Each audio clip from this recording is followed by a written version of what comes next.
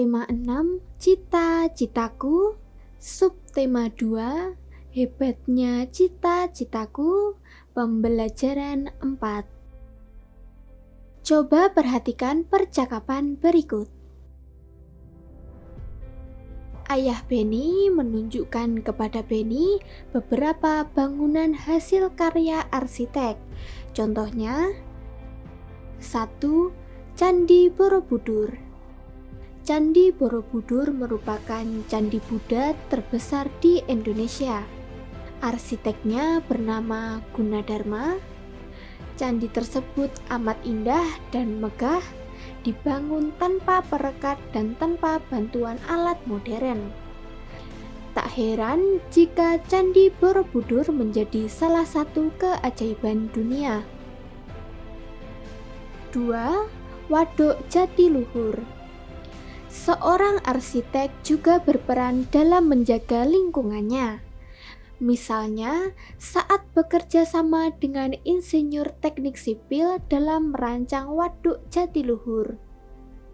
Waduk Jatiluhur adalah kolam besar tempat menyimpan air untuk berbagai kebutuhan.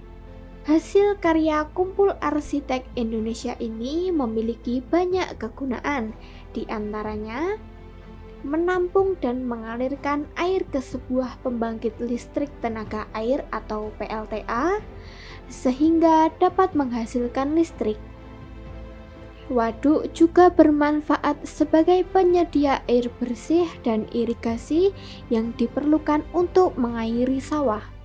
Waduk ini juga sebagai pengendali banjir. 3. Jembatan Suramadu. Jembatan Suramadu adalah jembatan yang menghubungkan Pulau Jawa dan Pulau Madura. Berkat jembatan ini, masyarakat Madura dapat lebih mudah dan cepat melakukan perjalanan darat ke berbagai wilayah di Jawa Timur. Dengan panjang 5.438 meter, jembatan ini merupakan jembatan terpanjang di Indonesia saat ini. Seorang arsitek juga berperan dalam usaha mempersatukan umat beragama. Lihatlah Masjid Istiqlal Jakarta yang berdiri megah berdampingan dengan Gereja Katedral Jakarta, tempat umat Katolik beribadah. Masjid Istiqlal dibangun pada masa pemerintahan Presiden pertama Indonesia, Soekarno, pada tahun 1961. Pembangunan masjid ini memerlukan waktu 17 tahun hingga digunakan pertama kali pada tahun 1978. Perancangannya bernama Friendly Siluban.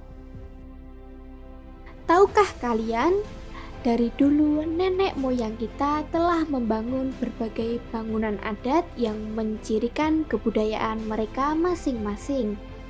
Setiap suku memiliki ciri bangunan dan tempat tinggal yang berbeda sesuai dengan kebutuhan dan kebiasaan masing-masing. Perhatikan gambar rumah adat dari Kampung Naga, Jawa Barat berikut. Rumah-rumah adat di Kampung Naga dibangun dengan cara yang unik dan memiliki tujuan dan makna sesuai kebiasaan masyarakat setempat. Rumah dibangun di atas bebatuan agar tidak longsor di bagian bawahnya. Masyarakat Kampung Naga sangat erat kekerabatannya sehingga mereka membangun rumah mereka secara berdekatan, tetapi mengarah ke arah yang sama, yaitu arah timur barat. Semua rumah akan menghadap ke arah Sungai Ciwulan yang berada di depan gerbang masuk kampung tersebut. Semua bahan bangunan dibuat dari bahan-bahan alami seperti bambu dan dedaunan karena kehidupan masyarakatnya yang sangat dekat dengan alam. Contoh keragaman budaya Indonesia yang lain adalah rumah adat Bugis. Manfaat dan kegunaan rumah adat agar kita dapat mengenal budaya setiap suku. Kegunaan rumah adat Bugis adalah rumah panggung yang berfungsi untuk melindungi orang-orang dari hewan buas yang ada di hutan. Rumah adat Jawa Barat. Manfaat dan kegunaan rumah adat dapat menambah wawasan kita terhadap ciri khas dari setiap suku. Kegunaan untuk tempat tinggal dan untuk berbagai macam kegiatan adat. Persamaan dan perbedaan serta kegunaan dan manfaat rumah adat bagi masyarakat adat adalah persamaan untuk tempat tinggal, sedangkan perbedaan sebagai tempat untuk menampung aspirasi kebudayaan masyarakat adat tersebut. Sekarang, perhatikan percakapan berikut.